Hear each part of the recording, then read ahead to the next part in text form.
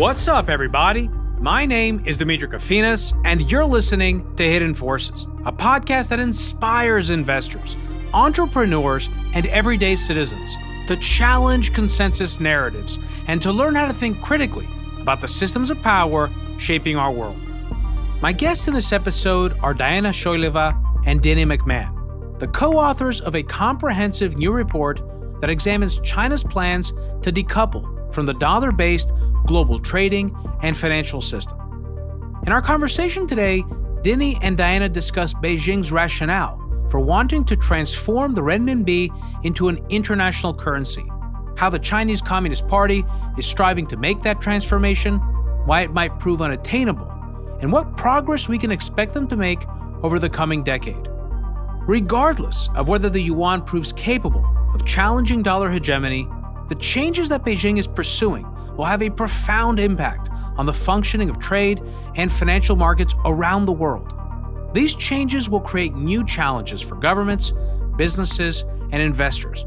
Understanding what these challenges are, the steps that Beijing will take in pursuing its objectives, and how policymakers in the US and Europe will respond is crucial to making any reliable forecast about the future of the international political economy. If you want access to the second part of our conversation, which includes a discussion about the digital renminbi and how Beijing is trying to institutionalize yuan outflows and increase international demand for the currency, as well as policy prescriptions for Western governments, head over to hiddenforces.io/subscribe and sign up to one of our 3 content tiers. All subscribers get access to our premium feed, which you can listen to on your phone using your favorite podcast app, just like you're listening to this episode right now. If you want to join in on the conversation and become a member of the Hidden Forces Genius community, which includes Q&A calls with guests, access to special research and analysis, in-person events, and dinners, you can learn more about that on our subscriber page. And if you still have questions, feel free to send an email to info@hiddenforces.io, and I or someone from our team will get right back to you. And with that, please enjoy this incredibly informative episode with my guests, Diana Choyleva and Dinny McMahon. Dinny McMahon and Diana Choyleva, welcome to Hidden Forces. Thank you. Thanks for having us, Demetri. So, Dinny, you've been on the podcast before. Diana, this is your first time on the show. I want both of you to introduce yourselves to our listeners. So, Diana, why don't you actually go first? Well, I'm chief economist and founder at Enodo Economics, which is a macroeconomic and political forecasting company that focuses on China and its impact on the rest of the world. But actually, when I was a child, I wanted to be a detective. I grew up in communist Bulgaria, and in those days, you couldn't read any book you like, and crime books were neutral ground, so I devoured them, and I really wanted to be a detective. But then the Berlin Wall fell and the opportunities in front of me were endless. So I ended up being an economist, which is actually quite like being a detective. The aim of the game is to collect as many pieces of raw information that you can, know exactly what they are, and then you're trying to put them together into the same coherent picture. And the more pieces you manage to fit, the more confident you get that you have the right story. It's not a precise science, it requires judgment. And I've been looking at China for more than 2 decades now. Fantastic. And Dinny, what about you? So my story is I spent 10 years as a financial journalist in China, first in Shanghai and then in Beijing.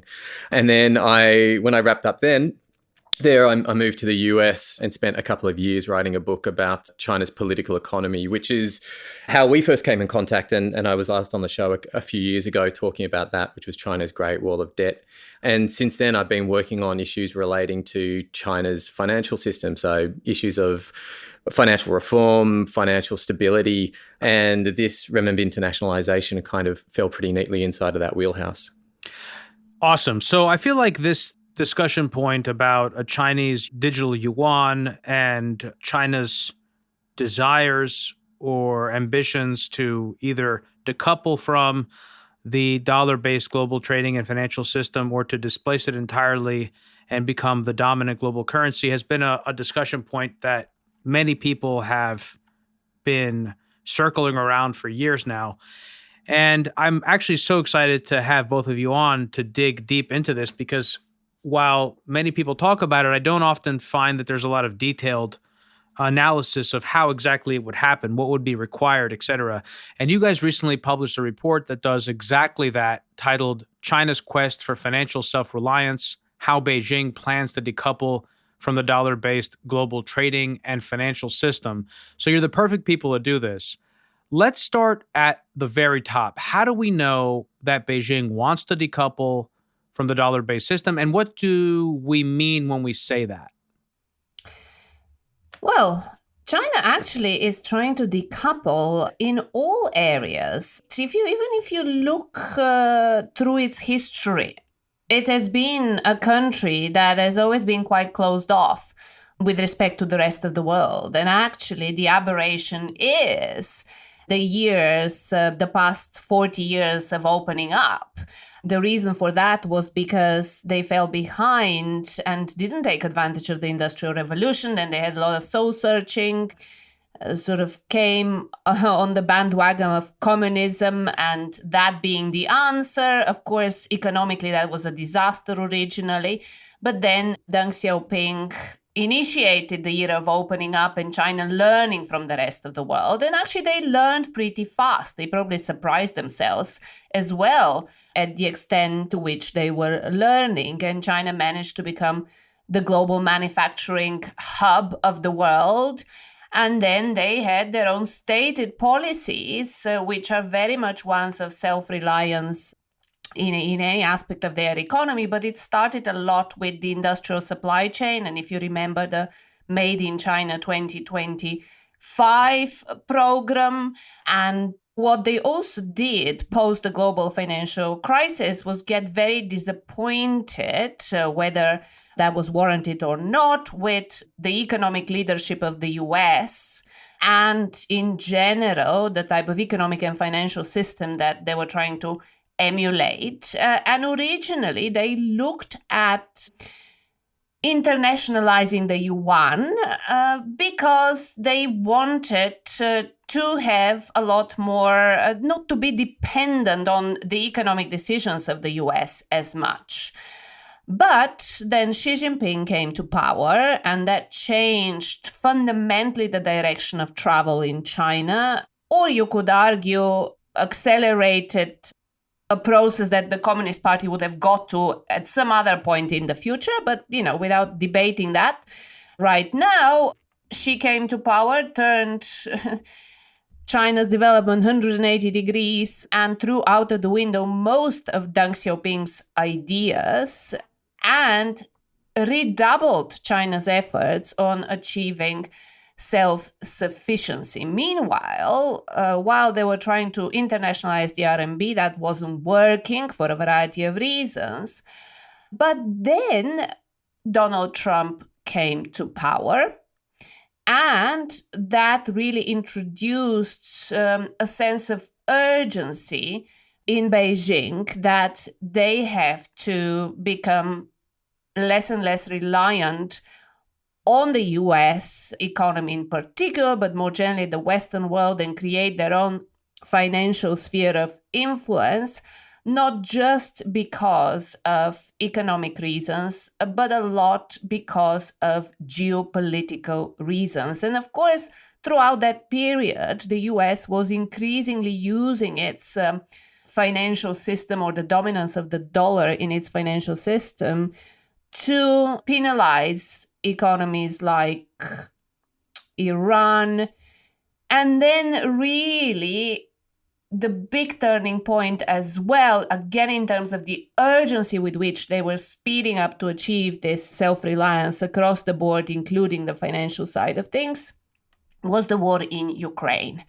And when Beijing was confronted with very harsh and sweeping sanctions, financial sanctions that the US, but in coordination with other Western countries, imposed on Russia, that cemented in the mind of the Chinese that they needed to find a way not to be dependent so profoundly on the US dollar-based financial system. But they also had realized in the last few years that the strategy of the past didn't work. And they have come to devise and think of a new way of how to achieve their goals, which this report is all about. That was a wonderful summary. I have a few questions to ask you, Diana, but before I do, Dinny, do you have anything that you want to add to that? No, I think Diana summed that up really well. I think what's really happened over the last few years is there's become a real urgency in Beijing in the sense that they need to start asserting that the way that they need to assert their own internal security requires them to decouple. And a big part of that is decoupling from the financial system. And I think Ukraine, as much as anything, has brought that home. I think at the moment, the degree of volatility globally with the dollar and the impact that the Federal Reserve's monetary policy is happening on the world is kind of just, again, bringing home to Beijing kind of the need to be independent of US monetary policy. And so I think, particularly over the last few years, more than anything, I think what Diana said was right. I mean, this has been sort of the movement towards decoupling is sort of a very long-term project, but the urgency has really ratcheted up a few notches over the last few years. Do you guys think this is driven by a general desire to have strategic autonomy, or is it driven by certain strategic objectives that would be made difficult or impossible operating within the constraints of the dollar-based international trading system? Both, actually. Because, the immediate thing that springs to mind with respect to the second is the fact that one of the things Xi Jinping changed was the timeline for unification of the mainland with Taiwan. The Chinese Communist Party had put kind of a deadline of 2049, and a lot of people and sort of the status quo seemed to be working, and a lot of people had really forgotten about this issue. But Xi, in everything that he said, and most importantly done, our assessment is that he wants to be the leader who achieves this unification, enters the history books as the leader to do so. And so that changed the timeline. And, at the most, given his age, you could see that being 2035. So then that's where Ukraine played such a key role, because, of course, if China is to invade Taiwan as part of this unification effort, because the carrot and stick approach that they have had over the years hasn't worked, they haven't completely abandoned as yet, but they're very close to the idea that they can peacefully unify. But certainly all their military preparations are with the assumption that, they'll have to at some point use the military and that the US will get itself involved. And so if that is the case, then one key vulnerability in terms of them achieving the more pressing and they would argue internal issues that Taiwan is this dependence on the dollar. But actually the first is also important because fundamentally China does want to return to its previous greatness and being at the center of the world and the most important economy, and for no one to be able to challenge its way of being or its ideology. It doesn't necessarily want to replicate the US model, if you'd like, or imperialistic Britain's model of controlling and being the world's policeman. It sort of looked at the 800 military bases around the world and decided it was too costly and wants to do this with technology. Most likely it will find out that that's not going to suffice. But at this stage, when they say we would let all other countries to develop as they wish, they mean it, but within that it's included as long as you do exactly what we want and what we need from you. So it is both. It is a very long-term strategic vision, but also a very short-term strategic need brought about by what China's leader, who now post the 20th Party Congress has become so all-powerful, wants to achieve in his lifetime. So just to supplement some of what Diana was saying, I mean, what China is also trying to do here from a big strategic point of view is to develop its own economic sphere of influence. And I think really that's at the heart of what the Belt and Road Initiative was about from the very beginning. But I think they've also found that the Belt and Road Initiative, BRI, hasn't really allowed them to do that. I mean, building infrastructure in other countries is clearly something that's welcomed by other countries, but doesn't necessarily permanently bring other countries into their orbit. And this is kind of what Diana was getting about when she was saying that China wants to be able to build up those relationships using technology. I mean, bringing countries into its orbit with submarine cables and, satellite networks, letting developing countries use China's technology and communications and bring them in that way. But a really big part of this picture, a really essential way to bring countries closer and tie them more closely to China's economy is by using its financial system. And the key tool here is via the currency. So if you can get other nations to anchor their currency to the renminbi or start borrowing in renminbi or relying more heavily on renminbi as a reserve currency, investing in renminbi reserve assets, that's a way to more closely tie other countries into a China-led sphere of influence. Now, of course, it's a long-term project, but it's a very important part of that project.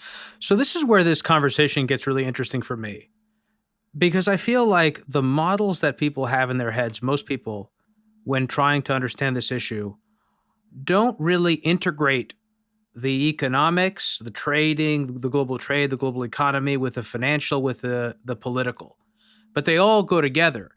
And one of the things that I find somewhat confusing when thinking about sort of the future of the yuan is it seems in some ways that China's objectives, and maybe you guys can help clarify this for me, in some ways seems at odds. Because if they want a greater role for the Chinese yuan, doesn't that also run in opposition to their economic growth model?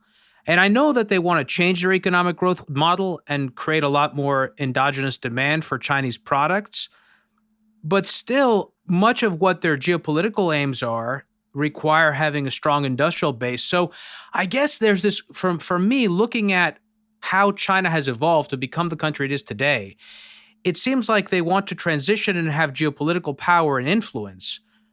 But it's hard to understand how they would do that without being a more open economy and becoming a more demand-driven economy. And doing that, it seems also somewhat at odds with their political model. So I'm just curious, one, can you help maybe more properly frame my question if you understood it? And then help me understand where I'm somewhat confused here. Maybe, Diana, you want to start. I understand where your confusion is coming from, because there is the question of what they would like to do and how they're going about it is not the same, or the answer to this question is not the same as the answer to will they succeed. And you're absolutely right that the only way to get things right is to think comprehensively through the economic, political, and geopolitical angle, and how do all of these come together.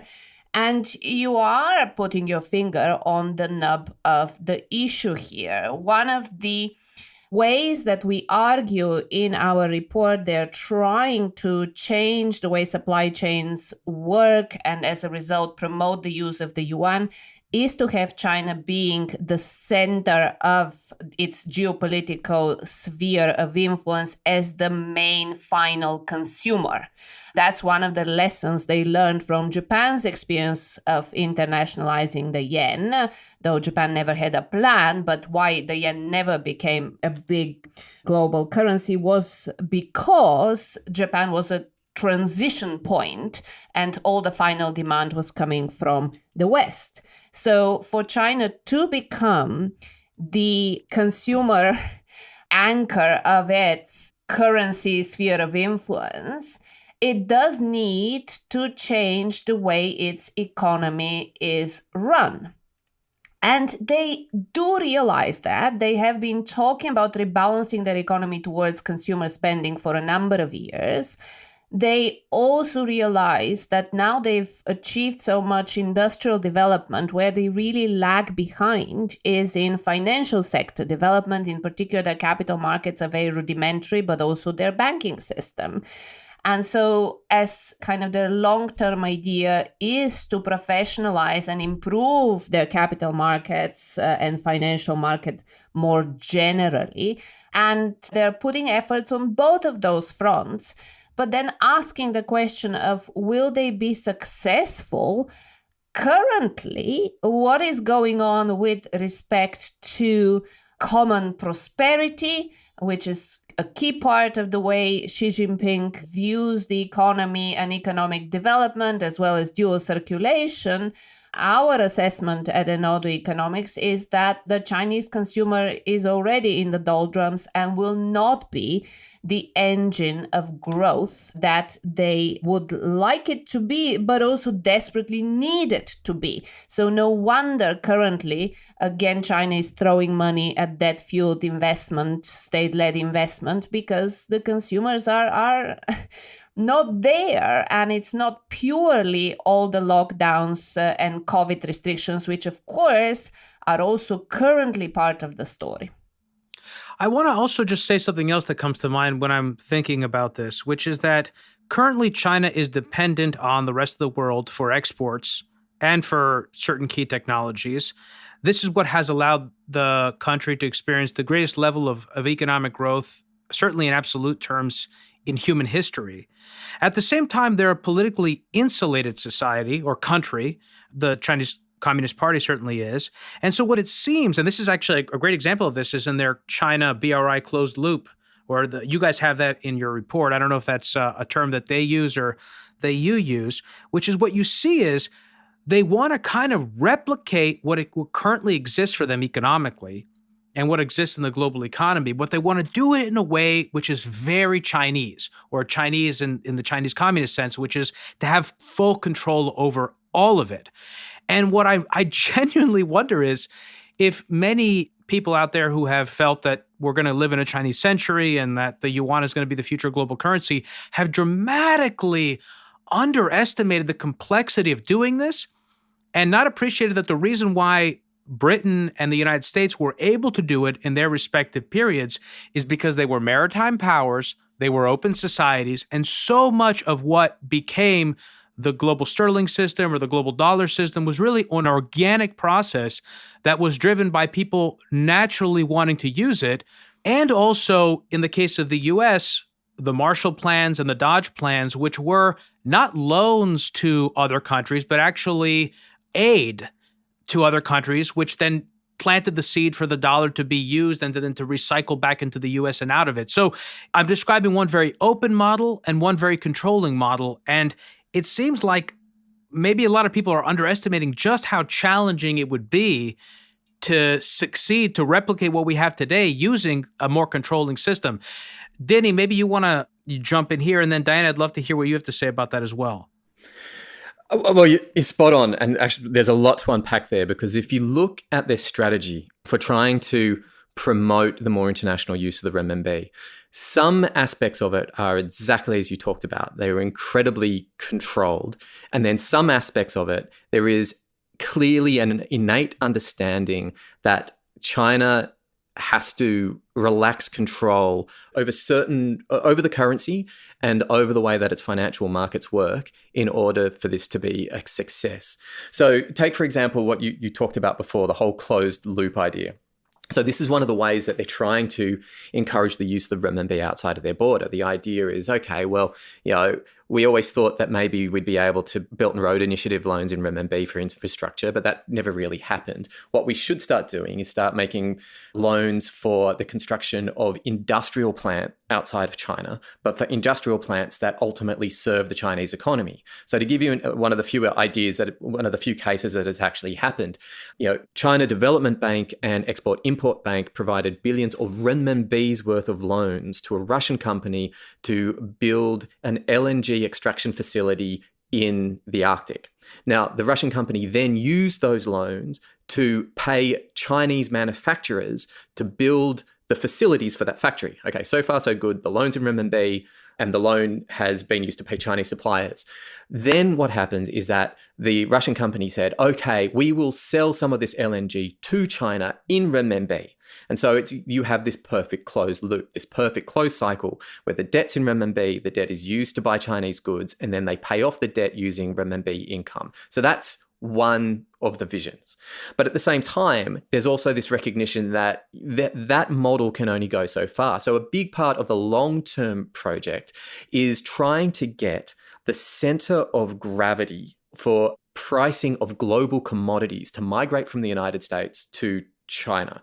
So at the moment, even though China is the biggest consumer of almost any commodity that you can think of, the place that those commodities are priced are invariably US commodity futures exchanges, and invariably it's in dollars. And so China is like, okay, if we can get these things priced in renminbi, in Chinese-based exchanges, then we can start to get companies actually trading commodities, whether it be iron ore or oil or cobalt or soybeans in renminbi, and that'll create a huge demand for renminbi outside of China's borders. But there's a recognition that they can't do this by fiat. I mean, they're dealing with tens of thousands of farmers and trading companies and miners and financial institutions around the world who are not going to be subject to the whims of the Chinese Central Bank or the China Standing Committee. And so what they're trying to do is gradually open up its markets. They're trying to create new commodities markets for commodities that don't yet have futures contracts, but stand to be important commodities in the future as we move into new technologies and less carbon intensive technologies. That's kind of the vision, to kind of leverage the size of China's markets, but at the same time to kind of relinquish control so that foreigners will be kind of more willing to engage in the market. So there is this real understanding that on one hand, there's this real sort of contradiction. That on one hand, there is an inclination to maintain as much control as possible where they can, but they also recognize for this project to be a success, it's not something they can control because it's completely dependent on the wants and needs of foreigners. Diana, do you have any thoughts about that? Yes, because actually sort of even... I think my thoughts are kind of sitting on the moon and looking at the earth type of thoughts, because the first thing to note here is that China is the first country which has a plan and a strategy and is trying to internationalize the renminbi. None of the other currencies became global currencies because those countries had a coherent plan and strategy of how to achieve that over the years. So in that sense, the question of are they likely to be able to do this their own way is an extremely valid question. The answer is very difficult to give for two reasons. One is that you look at how their economy developed. When the Soviet Union collapsed, I'm sure a lot of, and we had this, the end of history, the communist model is dead, the capitalist model won the competition. And actually China had its own way. It combined its rigid political system with a more open economic system and achieved tremendous development and improvement. So their experience already is suggesting, and they certainly are trying to push that, they believe it genuinely, and they're trying to push that across those countries that they're trying to bring into their sphere of influence, that following the Chinese model of governance and economic development is an alternative to the Western-led capitalist model, and one that is more successful. Now, again, we can ask the question, who's likely to buy this narrative? But this is very much part of what they're trying to achieve, to push forward this control-based system as a way of governance, if not globally, then regionally within their sphere of influence. Here as well, it's important to note that at this point in time, they do not want the RMB to become a global currency. one that supplants the dollar completely. Their aim at this point is for the yuan to be a regional currency, and the economy that you have to keep in mind as kind of the blueprint for what they want to achieve is Germany, of all economies out there. And the economy they managed to hollow out completely was Germany in terms of its industrial expertise, that China is now leading in a lot of those traditional areas for Germany. And funnily enough, the way Germany runs its economy and the way China runs its economy have a lot of similarities. And it was then the Deutsche Mark becoming the key and currency of trade within Europe, and that being the mechanism through which then the euro was created, if you'd like. I mean, obviously, the Chinese not thinking of creating a euro-like currency, but really being the Deutsche Mark of a economic and financial sphere of influence. And that's the first stage of this development.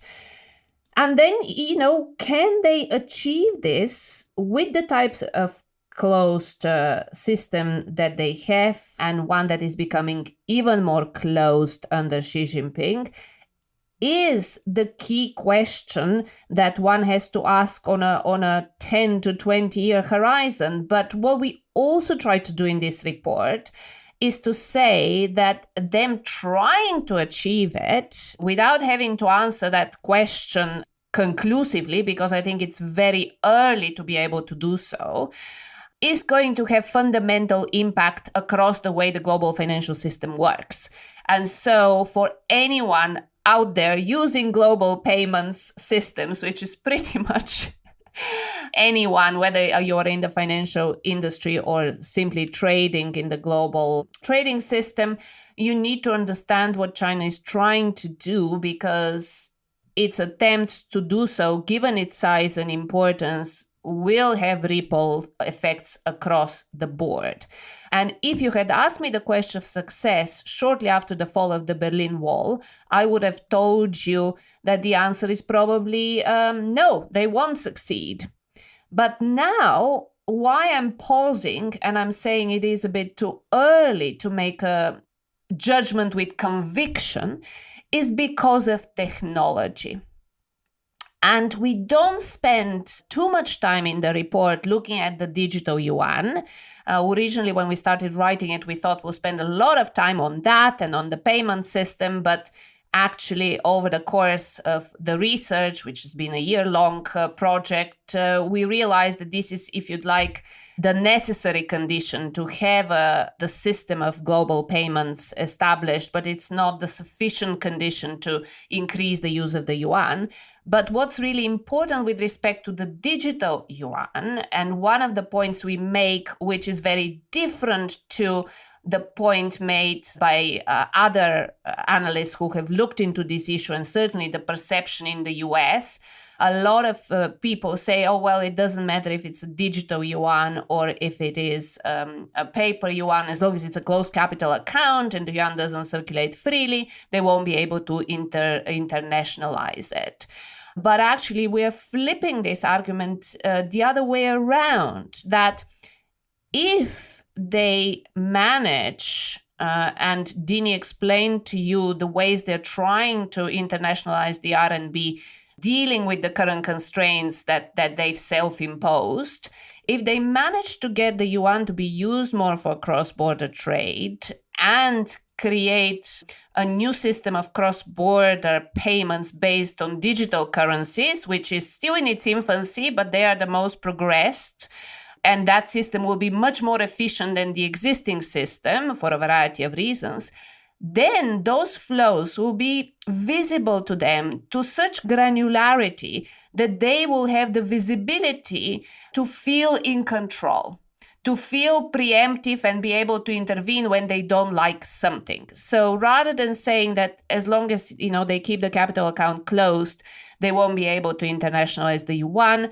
new technology may enable them to get the sense of control that they would like to have in order to have a more open movement, if that makes sense to you.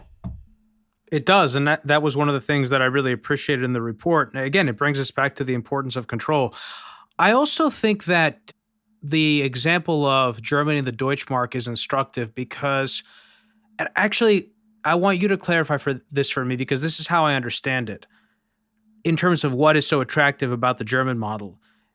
Germany, in some ways, has, well, I guess no, because it's within the European Union. So here's what I wanted to say. Germany has had this export-driven growth model, not dissimilar to what's worked so well for China.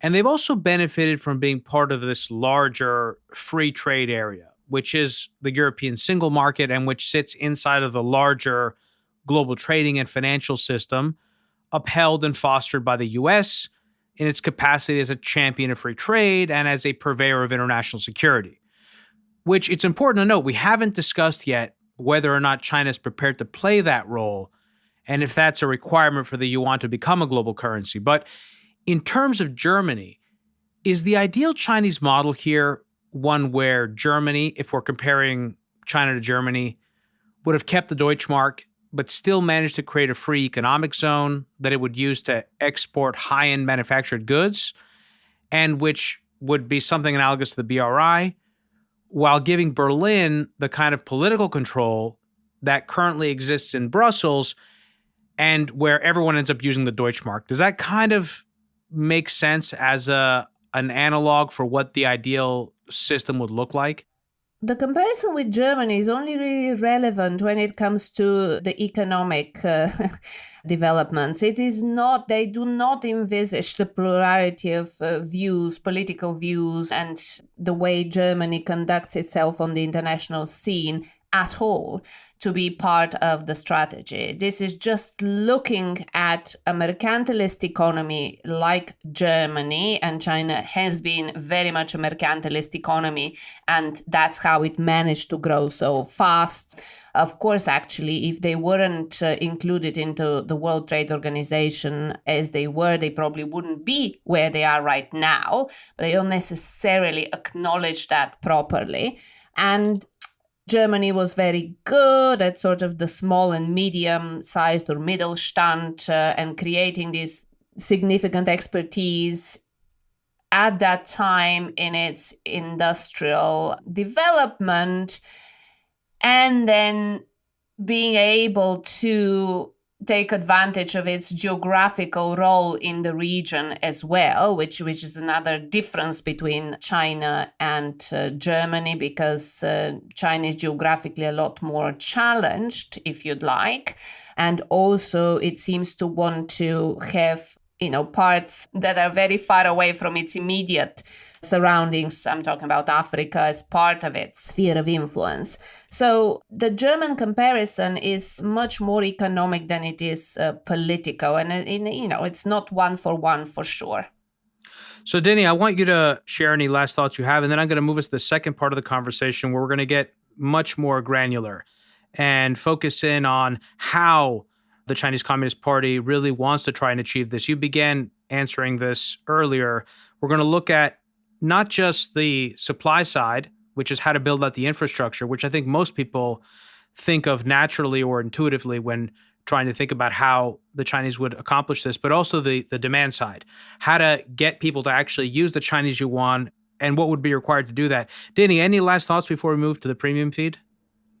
Yeah, you briefly brought up the question of military, whether China needs to be able to replicate in some way the security umbrella that the United States has provided since the end of the Second World War. I thought I might just briefly touch on that, because we're really nowhere near China being able to do that or even wanting to do that. In fact, the place that we are at the moment, I think this is really potentially one of the biggest barriers towards China achieving its goals, is that in many ways, China is an economic security threat to a lot of the nations who fall within, that it counts as close trading partners and would potentially fall within what China might deem as an ideal renminbi zone. And what I mean by that is that at the moment, China is inclined to throw its muscle around, its economic weight around, to punish countries for what seem to be reasonably small diplomatic or international relations slights. And so what I'm talking about here is, China imposed a moratorium on imports of bananas from the Philippines over issues relating to islands in the South China Sea. With South Korea, when the South Koreans were looking to install a new radar system from the United States, specifically for dealing with North Korea, but China was concerned that it would have issues would allow the United States and South Korea to monitor China as well. It imposed a wave of economic sanctions on South Korea as well, specifically on limiting Chinese tourists to go to South Korea. Australia has kind of been the biggest recipient of Chinese economic sanctions in the form of a wave of embargoes on imports of Australian coal and wine and various other goods.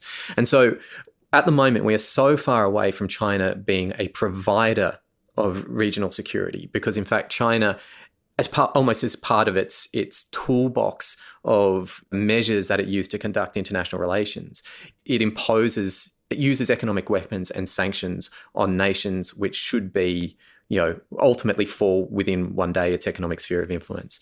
So that's potentially a barrier. Kind of like racketeering. Kind of like, let me provide you security to protect you from me. There is an element of that, obviously. Absolutely. Actually, one more question before I move it to the premium feed. Is this economic model that they're looking to put forward or impose a much more classically imperial model or colonial model? Is that a good way of thinking about it? I think there are elements of that, because let's say China does achieve its vision of common prosperity, that it is able to better distribute the nation's wealth to its population, and Chinese people consume far more than they actually do at the moment, and consumption becomes a driver of growth. Now, as Diana pointed out, there are a lot of reasons to think that might not happen, but that is the direction of travel. That's what Beijing normally says it wants to achieve. Well, if China is then consuming more, by extension, it means it'll be ultimately importing more as well. But then it's a question of what does it want to import? And ultimately, China isn't that interested in importing manufactured goods, certainly manufactured goods that have a sort of a reasonable technology content. What it primarily wants to import is natural resources, perhaps processed natural resources, and probably at a pinch, sort of low-end manufacturers. So perhaps there is kind of that element of imperial economic model there. I don't think necessarily the Chinese are explicit about it, but in terms of what an economic division of labor would look like in a world in which China consumes far more and by extension imports far more, then China, the economic relationship it envisions is not necessarily a particularly equal one. So Diana, you wanted to add to that, and then we'll move to the premium feed. I just wanted to add what I actually said earlier, that no, at this point, they do not at all envision to be the provider of global security goods and the global policeman, and in that sense have an imperialistic model like the US or the UK. And what they're trying to achieve, or how they're trying to achieve their imperialistic vision, is through technology. Through new technology and having control and visibility in that way. But they hadn't progressed far enough on that front before the US finally woke up to the challenge that China presents to its position, but also to its way of life. All right, great. So I'm really excited to get into the details here, guys, because I think that's where the real value is for people. Understanding, in other words, how Beijing would strategically execute on this, the role that technology would play, and the sorts of challenges that they would run into, especially when we consider what the U.S. would do and is doing in response. For anyone new to the program, Hidden Forces is listener supported. We don't accept advertisers or commercial sponsors. The entire show is funded from top to bottom by listeners like you. If you want access to the second part of today's conversation with Diana and Dinny, as well as the episode transcripts, intelligence reports, and if you're interested in joining the conversation on our Hidden Forces Genius community, head over to hiddenforces.io and check out our episode library, where you can also become a premium subscriber today. Guys, stick around. We're going to move the second part of our conversation onto the premium feed. For more information about this week's episode, or if you want easy access to related programming, visit our website at hiddenforces.io and subscribe to our free email list. If you want access to full episodes, transcripts, and intelligence reports, which include additional notes, resources, links, and other material that will help you get the most out of each and every episode, check out our premium subscription, available through the Hidden Forces website at hiddenforces.io/subscribe. Today's episode was produced by me and edited by Stylianos Nicolaou. For more episodes, you can check out our website at hiddenforces.io. Join the conversation on Twitter at hiddenforcespod, or send me an email at info@hiddenforces.io. As always, thanks for listening. We'll see you next time.